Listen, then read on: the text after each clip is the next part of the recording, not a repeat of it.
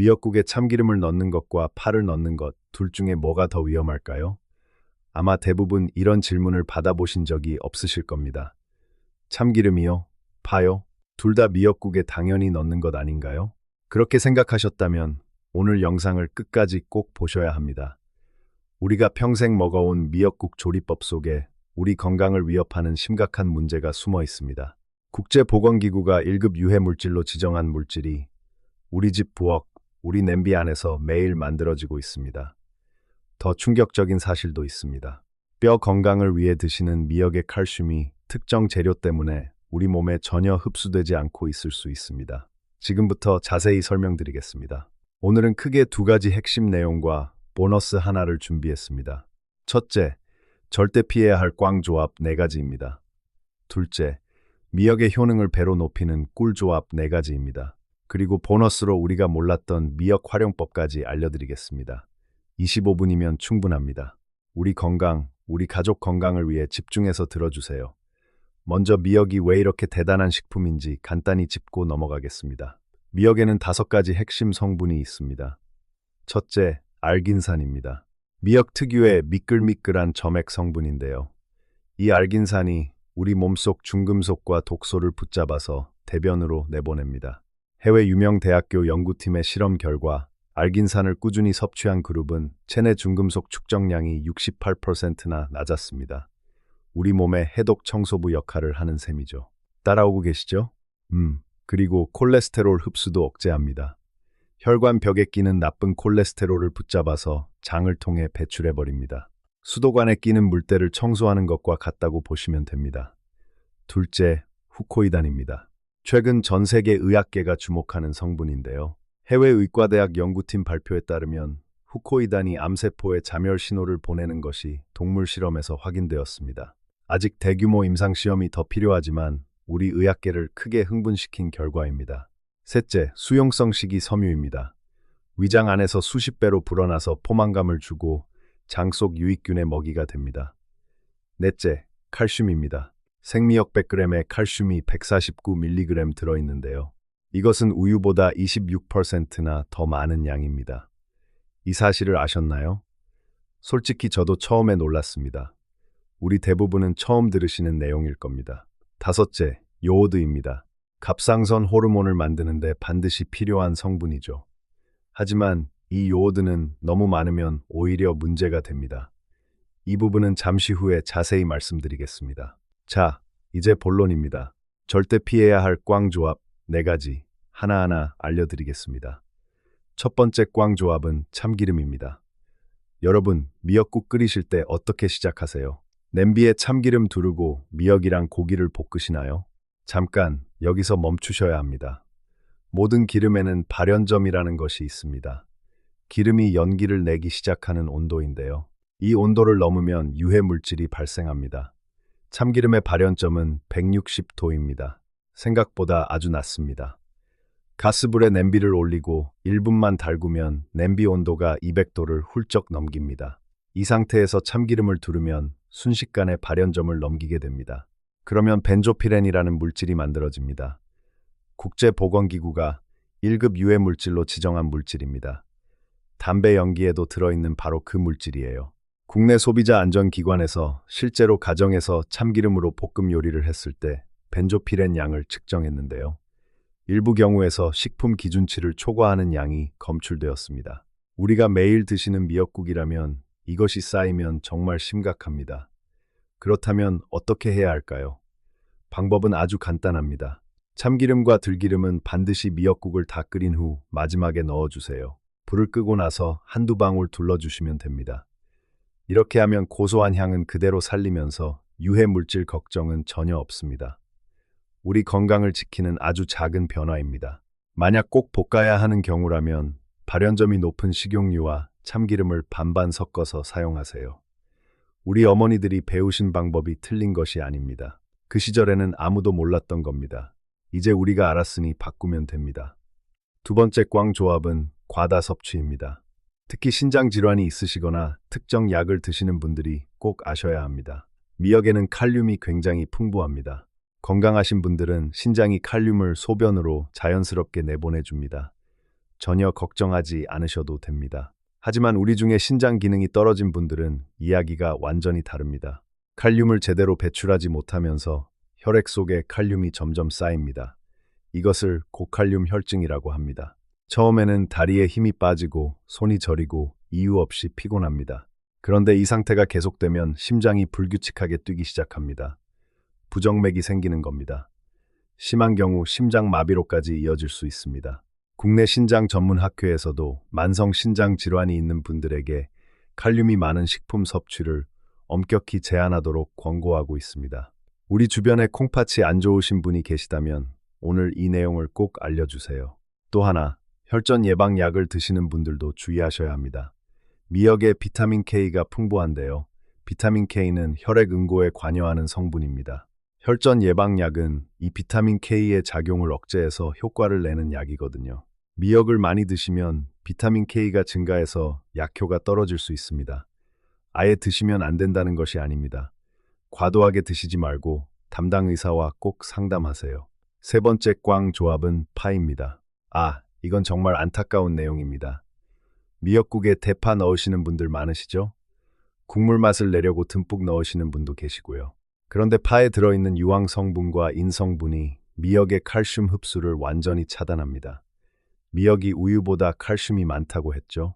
그런데 파가 들어있으면 그 칼슘이 우리 몸에 거의 흡수되지 않습니다. 뼈를 위해 드시는 미역이 뼈에 아무런 도움이 안 되고 있었던 겁니다.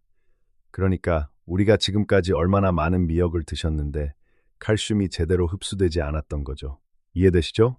특히 골다공증이 걱정되시는 분들은 오늘부터 미역 드실 때 파를 빼주세요. 파 대신 마늘을 넣으시면 됩니다. 마늘은 미역의 영양 흡수를 방해하지 않습니다.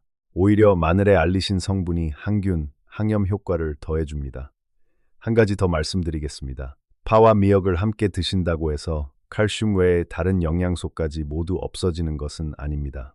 알긴산, 식이섬유, 요오드 같은 성분들은 여전히 섭취하실 수 있습니다. 하지만 뼈 건강을 위해서 드신다면 파는 빼주세요. 네 번째 꽝 조합은 요오드 과잉 섭취입니다. 특히 모유 수유 중인 분들이 정말 꼭 아셔야 합니다. 국내 식품안전기관이 발표한 성인의 하루 요오드 권장 섭취량은 150 마이크로그램입니다. 그런데 미역국 한 그릇에는 무려 700 마이크로그램 이상의 요오드가 들어있습니다. 권장량의 거의 5배입니다. 건강하신 분들은 하루 2그릇까지는 큰 문제가 없습니다. 우리 몸이 자연스럽게 소변으로 배출하니까요. 하지만 갑상선 질환이 있으신 분들은 요오드 섭취량에 매우 민감하게 반응할 수 있습니다. 그리고 정말 중요한 이야기입니다. 우리나라에서는 예로부터 출산 후 미역국을 삼시세끼 드시는 전통이 있습니다. 어머니가 정성스럽게 끓여주시는 미역국, 그 사랑은 정말 따뜻하죠. 저도 이걸 알고 놀랐어요. 엄마가 섭취한 요오드가 모유를 통해 아기에게 그대로 전달됩니다. 아기의 미숙한 갑상선은 과도한 요오드를 제대로 처리하지 못합니다. 실제로 엄마가 미역국을 삼시세끼 드시다가 아기가 갑상선 기능 저하 진단을 받은 사례들이 의학 문헌에 보고되어 있습니다. 국내 모유 수유 전문 학회에서는 모유 수유 중에는 미역국을 일주일에 2그릇 정도로 제한하도록 권고하고 있습니다. 우리 주변에 출산을 앞두신 딸이나 며느리가 있으시다면 꼭 전해주세요. 우리 손주, 우리 아이를 위한 사랑입니다. 자, 꽝 조합 4가지를 모두 알아봤습니다. 이제 희망적인 이야기를 해볼까요? 같은 미역을 드셔도 효능을 배로 높이는 꿀 조합 4가지입니다. 첫 번째 꿀 조합은 표고버섯입니다. 미역에 칼슘이 풍부하다고 말씀드렸죠? 그런데 칼슘은 혼자서는 잘 흡수되지 않습니다. 반드시 비타민 D가 있어야 합니다. 쉽게 말하면요, 칼슘은 열쇠이고 비타민 D는 자물쇠입니다. 비타민 D 없이는 칼슘이 우리 뼈에 도달할 수 없습니다. 표고버섯에는 식물성 식품 중에서 비타민 D가 가장 많이 들어 있습니다. 특히 햇볕에 말린 건표고버섯은 생표고버섯의 10배 이상이 됩니다. 국내 유명 대학교 식품영양학과 연구팀에서 미역만 섭취한 그룹과 미역의 표고버섯을 함께 섭취한 그룹을 비교했습니다.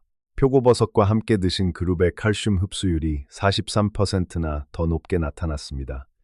같은 미역을 드셔도 뼈에 쌓이는 칼슘이 절반 가까이 더 많아진다는 뜻입니다. 우리 세대에게 골다공증은 정말 무서운 질환이죠. 표고버섯, 미역국 꼭 기억해 주세요. 들깨가루도 비슷한 효과를 냅니다. 미역국에 들깨가루 한 숟가락을 넣으시면 고소한 맛도 살리고 칼슘 흡수도 높이는 일석이조입니다. 두 번째 꿀조합은 두부입니다. 두부에는 사포닌이라는 성분이 있습니다. 이 사포닌이 과잉 섭취된 요오드를 우리 몸 밖으로 배출하는 역할을 합니다. 미역에서 요오드가 너무 많이 들어오면 두부의 사포닌이 여분의 요오드를 잡아서 내보내줍니다. 자연스럽게 요오드 균형을 맞춰주는 겁니다. 그러니까 미역국에 두부를 넣으면 맛도 부드러워지고 요오드 균형도 맞춰지고 정말 완벽한 조합입니다. 두부에는 레시틴이라는 성분도 풍부합니다. 뇌 신경세포의 막을 이루는 중요한 성분인데요. 국내 보건연구기관에서 60세 이상 분들을 대상으로 연구를 진행했습니다. 두부를 꾸준히 드신 그룹이 드시지 않은 그룹보다 인지기능 저하 속도가 32% 낮았습니다. 요즘 우리 세대가 가장 걱정하는 치매 예방에 두부가 효과가 있다는 뜻이에요. 이해되시죠? 우리 가족을 위해서라도 두부 미역국 자주 끓여보세요. 잠깐, 하나 더요. 세 번째 꿀조합은 미역귀입니다. 미역귀라는 부위가 생소하신 분도 계실 겁니다. 미역 줄기 아래 부분에 붙어 있는 두껍고 쫄깃한 그 부분인데요. 이 미역귀에는 후코이단이 일반 미역보다 훨씬 더 많이 들어 있습니다. 후코이단은 앞서 말씀드린 것처럼 암세포 자멸 유도 효과가 연구에서 확인된 성분입니다. 또 혈관을 보호하고 나쁜 콜레스테롤을 낮춰주고 관절과 기관지 염증을 줄여줍니다. 우리 또래가 되면 우리 몸 여기저기 염증이 생기기 시작하잖아요. 무릎이 시리고 어깨가 아프고요. 미역귀를 꾸준히 드시면 이런 염증들을 줄이는데 도움이 됩니다. 대형 마트 수산물 코너나 재래시장에서 쉽게 구하실 수 있고요. 돈도 얼마 들지 않습니다. 네 번째 꿀 조합은 오이입니다. 오이 미역 냉국. 좋아하시는 분들 많으시죠? 미역의 혈당 지수는 16이고 오이의 혈당 지수는 15입니다. 둘 다 믿기 어려울 만큼 낮은 수치예요. 이 두 가지가 함께 만나면 혈당 지수가 극도로 낮은 음식이 됩니다. 당뇨가 있으신 분들 마음 놓고 드실 수 있는 음식입니다. 우리 세대, 우리 또래분들 중에 당뇨 걱정 없는 분이 어디 계세요? 오이미역 냉국에 식초를 넣으시면 식초의 초산 성분이 식후 혈당 상승을 추가로 억제해줍니다. 여름철 피로 회복과 장 건강까지 챙길 수 있는 완벽한 건강식입니다. 자, 이제 오늘의 보너스 내용입니다. 우리가 그동안 몰랐던 미역 활용법 3가지를 알려드리겠습니다. 이 내용은 다른 곳에서 잘 다루지 않는 정보입니다. 보너스 첫째, 미역 불리는 시간이 영양소를 결정합니다. 우리 대부분은 미역을 물에 오래 불려서 사용하시죠? 그런데 미역을 30분 이상 불리면 핵심 성분인 알긴산과 후코이단이 물속으로 빠져나갑니다. 국내 식품연구기관의 분석 결과 미역을 1시간 이상 불렸을 때 알긴산의 최대 35%가 불린 물속으로 용출되었습니다. 아니 정확히 말하면 우리가 버리는 그 물에 소중한 영양소가 녹아 있었던 겁니다. 올바른 방법은 이렇습니다. 찬물에 10분에서 15분 정도만 불려주세요. 충분히 부드러워집니다. 그리고 불린 물을 버리지 마시고 미역국 육수로 함께 사용하시면 빠져나간 영양소까지 모두 섭취할 수 있습니다. 이것 하나만 바꿔도 우리가 미역에서 얻는 영양소가 확 달라집니다. 보너스 둘째, 미역과 감귤류의 숨겨진 궁합입니다. 미역에는 철분도 풍부하게 들어 있습니다. 그런데 식물성 철분은 동물성 철분보다 흡수율이 낮습니다. 여기서 비타민C가 핵심 역할을 합니다. 비타민C가 식물성 철분의 흡수율을 최대 6배까지 높여준다는 연구 결과가 있습니다. 우리 식탁에서 쉽게 실천할 수 있는 방법이 있어요. 미역 무침이나 미역 초회를 만드실 때 레몬즙을 살짝 뿌려주세요. 또는 미역 반찬을 드시면서 귤이나 오렌지를 함께 드시면 됩니다. 빈혈이 걱정되시는 우리 세대 여성분들께 특히 좋은 방법입니다. 보너스 셋째, 건미역과 생미역의 영양 차이와 올바른 보관법입니다. 건미역은 수분이 제거되면서 그램당 영양소가 농축됩니다. 같은 무게로 비교하면 건미역이 생미역보다 칼슘, 요오드, 철분 함량이 최대 10배 이상 높습니다. 하지만 건미역을 잘못 보관하면 영양소가 크게 손실됩니다. 직사광선을 피하고 밀봉해서 서늘한 곳에 보관하셔야 합니다. 개봉 후에는 지퍼백에 넣어 냉장 보관하시는 것이 가장 좋습니다. 습기가 들어가면 곰팡이가 생길 수 있고 영양소도 빠르게 파괴됩니다. 우리 집 찬장에 오래 방치된 미역이 있다면 한번 확인해 보세요. 세 가지만 기억하세요. 오늘 핵심 내용을 정리하겠습니다. 꽝조합 네 가지입니다. 첫째, 참기름으로 볶지 마세요. 발연점이 낮아서 유해 물질이 생깁니다. 다 끓인 후 마지막에 넣어주세요. 둘째, 신장 질환이 있거나 혈전 예방약을 드시는 분은 과다 섭취를 피하시고 담당 의사와 상담하세요. 셋째, 파와 함께 드시면 칼슘 흡수가 막힙니다. 파 대신 마늘을 넣어보세요. 넷째, 모유 수유 중에는 삼시세끼 미역국을 피해주세요. 일주일에 2그릇으로 제한하세요. 꿀조합 4가지입니다. 첫째, 표고버섯으로 칼슘 흡수율을 43% 높이세요. 둘째, 두부로 요오드 균형과 치매 예방을 챙기세요. 셋째, 미역귀로 후코이단을 풍부하게 섭취하세요. 넷째, 오이와 식초로 혈당 관리와 피로 회복을 하세요. 보너스 3가지입니다. 미역은 15분만 불리세요. 감귤류와 함께 드시면 철분 흡수가 올라갑니다. 건미역은 밀봉해서 냉장 보관하세요. 우리가 젊었을 때는 우리 건강을 챙길 여유가 없었습니다. 자식 키우느라 일하느라 바빴습니다. 이제는 우리 차례입니다. 우리 스스로를 챙길 때입니다. 우리가 건강해야 사랑하는 가족 곁에 더 오래 있을 수 있습니다. 손주들과 더 오래 놀아줄 수 있습니다. 오늘부터 한 가지씩 바꿔보세요.